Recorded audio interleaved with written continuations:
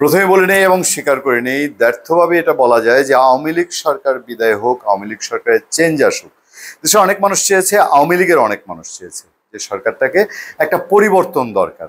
দীর্ঘদিন 16-17 বছর এমন জায়গায় গিয়েছে যে এই সরকারের মানুষজন এমন একটা অবস্থা তৈরি করেছিল যেটা অনেকেরই নাবিশ্বাস। এবং আমি বারবারই বলছি যে যারা আওয়ামী লীগ করতো, আওয়ামী লীগের ডেডিকেটেড ছিল, তারাই চাচ্ছিল যে আর ভালো লাগছে না, একটা কিছু চেঞ্জ আসুক, একটা পরিবর্তন আসুক।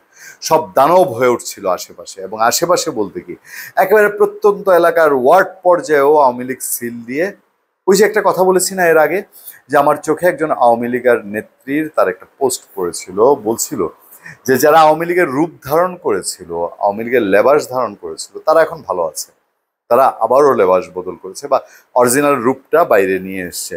যেমন সার্জিস আলমদা, তারা একসময় তুখোড় ছাত্রলীগার ছিলেন, ছাত্রলীগ হয়ে নিশ্চয়ই তারা সালাউদ্দিন কাদের চৌধুরীরও ফাঁসি চেয়েছিলেন, যুদ্ধাপরাধের ফাঁসির জন্য রাস্তায়ও নেমেছিলেন কিনা আমি জানি না। যাদের এটাও আমি অবিশ্বাস করব না, অবাক হব না যে সেই জেলের সামনে যাদেরকে ফাঁসিতে ঝুলানো হয়েছিল সেই মরদেহগুলো যখন নিয়ে যাচ্ছে, তখন ধিক্কার জানানোর কাতারেও তারা শরিক হয়েছিল। কিন্তু এখন দেখেন কি সুন্দর তারা ভালো আছে, খুবই নাদুস নুদুস লুতলুতা হয়েছে তাদের শরীর, এবং একেবারে চিকনা হেলনা সেই 100, 200, 500 টাকার গেঞ্জি পরা লোকগুলো এখন কত হাজার হাজার টাকার ড্রেস পরে। এত কথা কেন বলছি জানেন?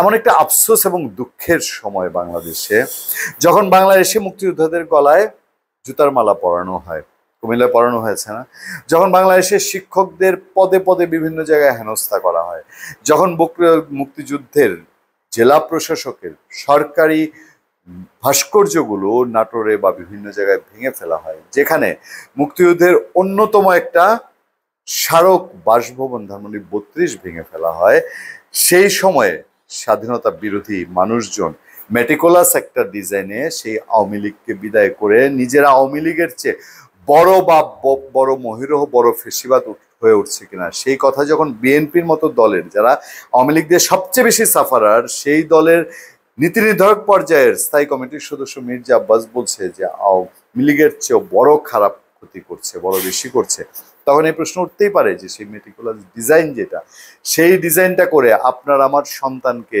রাজপথে নামিয়ে এবং অনেকের চোখে ধোঁকা দিয়ে যা করা হয়েছে, সেটা কি শুধুমাত্র আজকের এই দেখার জন্যে যে এই যুদ্ধ অপরাধ, রাজাকার, এই শব্দগুলো উচ্চারণ করা যাবে না, যুদ্ধ অপরাধ, রাজাকারের জন্য অভিযুক্ত মানুষজন দ্রুততার সাথে একেবারে চোখের নিমিষে রাজনৈতিক চাপে মুক্তি পেয়ে যাবেন, এবং সেইটাকে মুক্তিযুদ্ধ বিরোধী একটা সেন্টিমেন্ট দিয়ে যারা এটা নিয়ে সমালোচনা করবে, কথা উঠবে।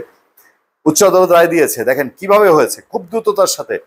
জামাতে ইসলামী এই এটিএম আজহারুল ইসলামের মুক্তির দাবিতে আন্দোলন থ্রু করেছে, মার্চ টু যমুনা থ্রু করেছে, প্রধান উপদেষ্টাটিকে কথা বলেন জামাতের আমিরের সাথে, জামাতের আমির সেই কর্মসূচি স্থগিত করে দিলেন।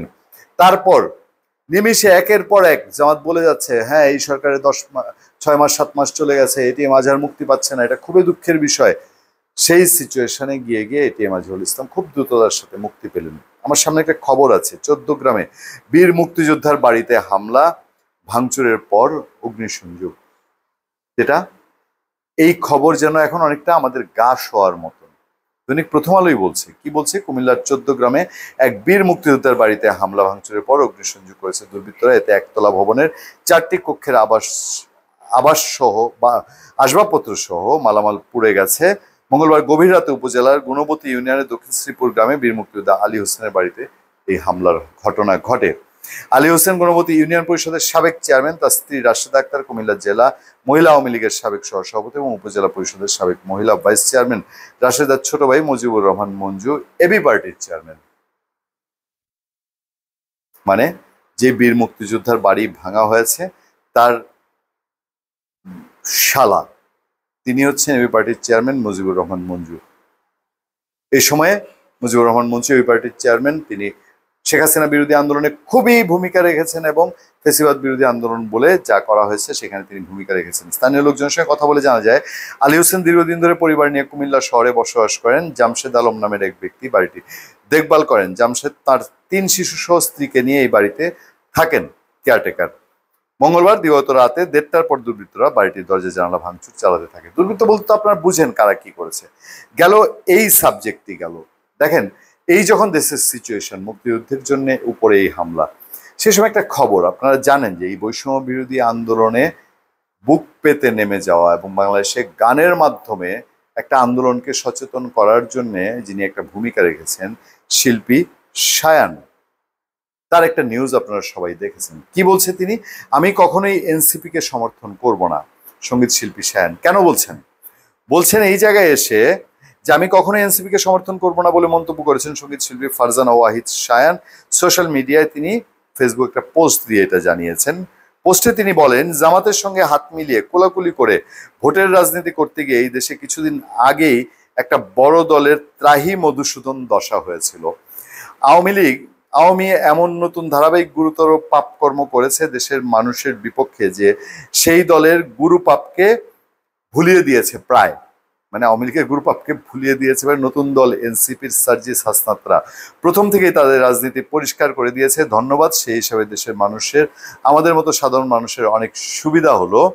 দিনের শেষে ভোটেই তো দাঁড়াতে হবে আপনাদের। শায়ান বলেন, জামাতকে বুকের সঙ্গে আগলে রেখে রাজাকারের বেকসুর খালাসকে সেলিব্রেট করে আপনারা আমাদের ভোট চান? বিবেকবান সাধারণ মানুষের ৭১-এর পরে জন্মেছি বলে কি জামাত চিনি না, আলবদর চিনি না, বীরাঙ্গনার ব্যথা বুঝি না? এই দেশের ছোট ছোট বাচ্চারাও ইতিহাসবিদদের মতো দিন তারিখের রেফারেন্স দিয়ে জামাতের জন্ম ইতিহাস বলতে পারবে না হয়তো। আর কিছু আমি আর আগে বাড়ালাম না। এই যখন সিচুয়েশন, চারদিকে যখন এরকম একটা অবস্থা যে মুক্তিযোদ্ধাদেরকে বাংলাদেশে অস্তিত্ব স্বীকার করার সামিল, সার্জিস আলম পোস্ট দেন, তার বুকে ব্যথা হচ্ছে, কষ্ট লাগছে আজকের এই দিনে সালাউদ্দিন কাদের চৌধুরী আর ওই দেলোয়ার হোসেন সাইদি তারাও মুক্তি পেতে পারত। তাহলে যখন তিনি ছাত্রলীগ লেবাস পরে তিনি এই মুক্তিযুদ্ধকালীন অপরাধের কারণে তাদের যখন বিচারের জন্য তুকুর একটা আন্দোলন চলছে, সেই সময় সার্জিস আলম কোথায় ছিলেন? মিছিলগুলোতে ছিলেন কিনা ছাত্রলীগের? এসব জিনিস মানুষ জানে না।